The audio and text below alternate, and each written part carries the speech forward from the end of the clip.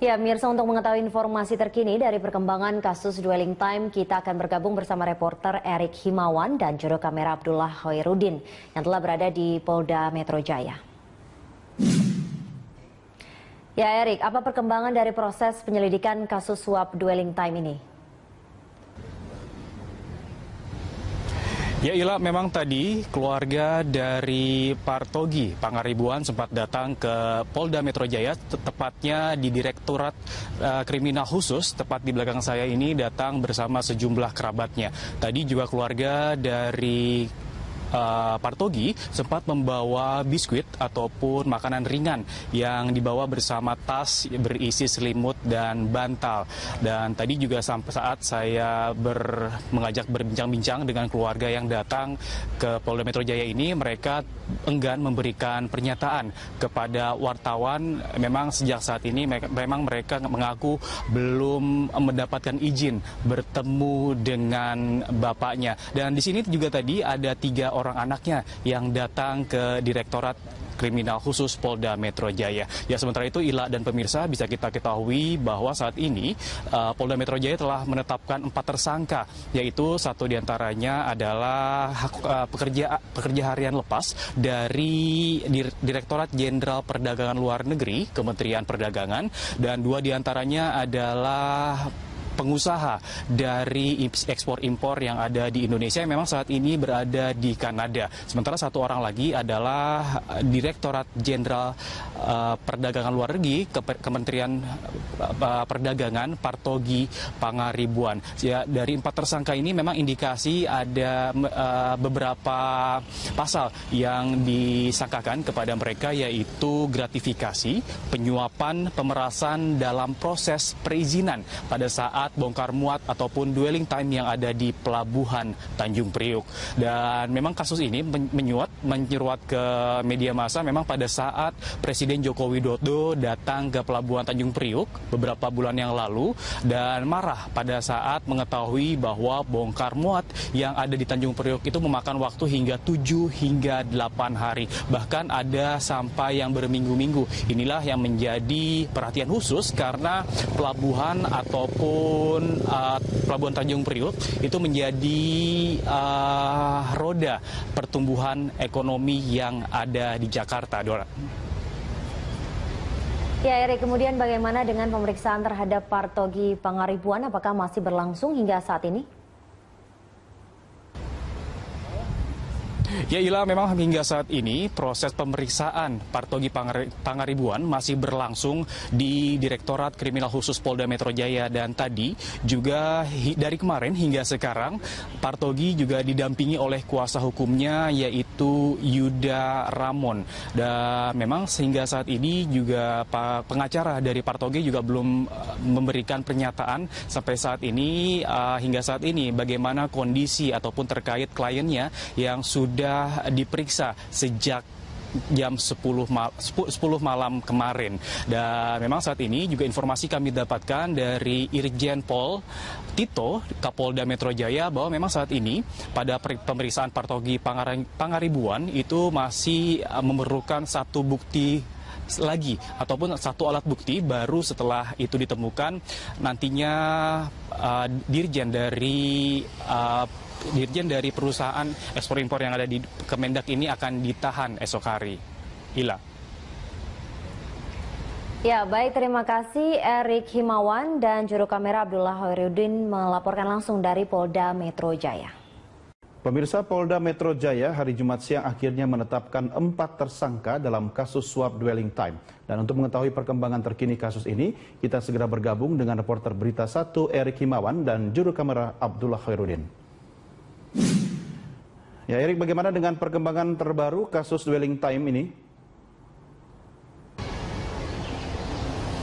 Ya, Doni, saat ini memang tadi kami tim Berita 1 sempat mewawancarai salah satu tersangka, yaitu pegawai honorer dari Dirjen Perdagangan Luar Negeri dari Kementerian Pendidikan. Ya, dengan inisial MU ini, maksud kami tersangka ini mengaku bahwa kerap kali mendapatkan suap dari perusahaan-perusahaan yang ingin bongkar muat di pelabuhan, dan besarannya itu beragam dari mulai 10 juta rupiah hingga 20 juta rupiah. Dan sementara itu penyidik di Polda Metro Jaya ini juga sempat menemukan rekening sebesar 6 miliar di beberapa rekening dari inisial MU ini. Dan informasi kami dapatkan juga tadi Polda Metro Jaya ini, khususnya Direktorat Kriminal Khusus, mengkhususkan untuk free clearance yang ada di Kementerian Perdagangan, dan hal ini memang sangat membuat lama proses bongkar muat yang terjadi di pelabuhan. Sementara itu, Doni dan pemirsa, bisa kita ketahui bahwa saat ini Polda Metro Jaya sudah menetapkan 4 tersangka, yaitu pekerja harian lepas dari Dirjen Perdagangan Luar Negeri yaitu dengan inisial MI, ada juga pejabat dari Dirjen Perdagangan Luar Negeri yaitu Partogi Pangaribuan, dan 2 orang lagi adalah perusahaan importir yang memang diduga kuat menyuap para petugas pelabuhan pada saat dwelling time ataupun pada saat bongkar muat. Sementara itu memang saat ini Polda Metro Jaya mengadakan indikasi bahwa ada gratifikasi, penyuapan dan pemerasan dalam proses perizinan yang ada di pelabuhan. Dan sementara itu tadi juga Direktorat Kriminal Khusus Polda Metro Jaya juga menetapkan bahwa ada 18 kementerian yang memang saat ini terlibat dalam kasus dwelling time ini. Doni. Ya Erik, lalu sekarang di manakah posisi para tersangka saat ini? Ya Doni, memang tadi untuk inisial MI yang memang saat ini adalah tersangka, yaitu pekerja harian dari Dirjen Perdagangan Luar Negeri ada di sini, dan ada juga Partogi Parangibuan juga masih ada di ruang tahanan di Direktorat Kriminal Khusus Polda Metro Jaya. Sementara saat ini penyidik masih berusaha memanggil kedua importir, yaitu kedua perusahaan yang selalu mengimportir ke Indonesia, yaitu dengan inisial MU dan IN, yang memang saat ini masih dalam pengejaran dari penyidik Polda Metro Jaya. Sementara itu, Doni, bisa kita ketahui bahwa kronologis dari Tim Polda Metro Jaya menggeledah rumah Direktur Jenderal Perdagangan Luar Negeri Kemendak nonaktif Partogi Pangaribuan terkait kasus korupsi bongkar muat Pelabuhan Tanjung Priok. Dalam penggeledahan tersebut, petugas menyita sejumlah dokumen berharga milik tersangka.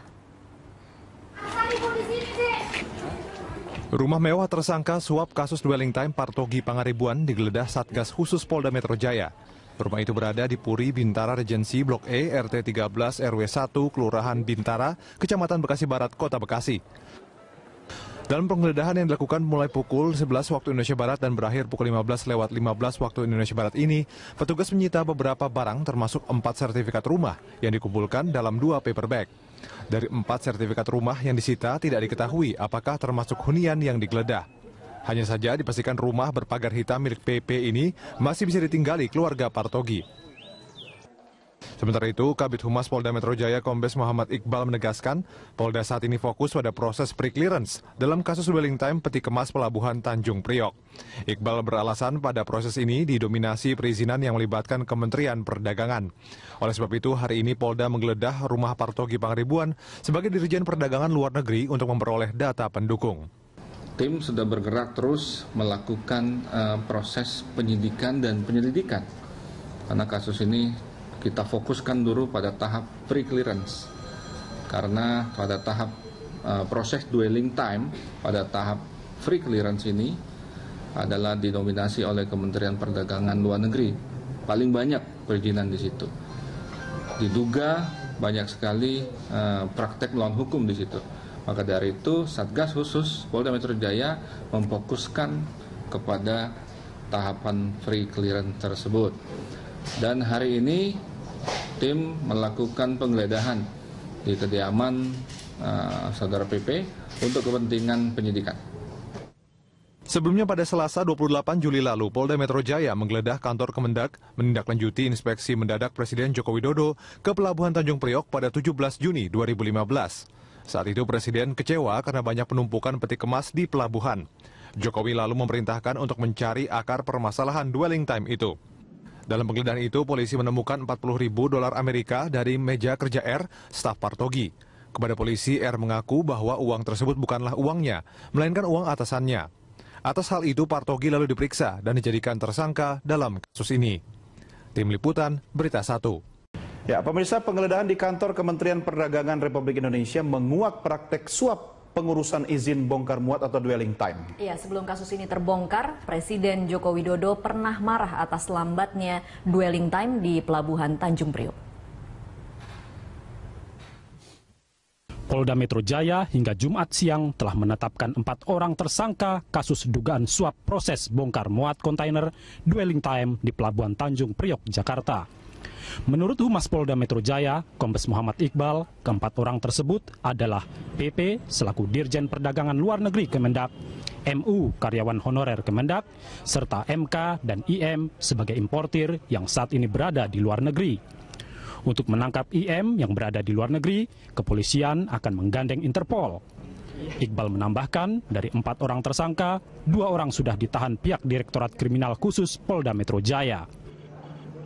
Gratifikasi, penyuapan, dan pencucian uang, ya, pasar berlapis. 4 tersangka itu yaitu Saudara PP, Direktur Jenderal Perdagangan Luar Negeri nonaktif. Terus yang kedua Saudara MU, ya, itu adalah honorer di Kementerian Perdagangan Luar Negeri. Terus yang ketiga adalah MK, ya, ini adalah orang luar. Yang keempat IM ini sedang berada di luar negeri. Kita sudah bekerja sama dengan Interpol untuk segera membawa pulang yang bersangkutan. Penetapan tersangka dilakukan setelah polisi menggeledah kantor Kementerian Perdagangan Selasa malam lalu. Dalam penggeledahan ini, polisi mengamankan barang bukti uang senilai $10.000 Amerika Serikat.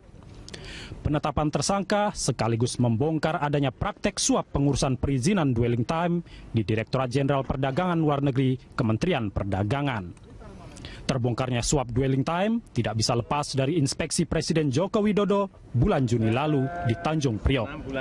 Saat itu, Presiden marah dan mengancam akan mencopot menteri dan jajarannya jika tidak bisa membereskan dwelling time di pelabuhan. Inspeksi Jokowi terkait lamanya waktu bongkar muat kontainer di Indonesia. Saat ini, dwelling time Indonesia rata-rata 7 hingga 9 hari, atau yang terlama di kawasan Asia Tenggara. Selain lama, kondisi ini juga rawan praktek KKN.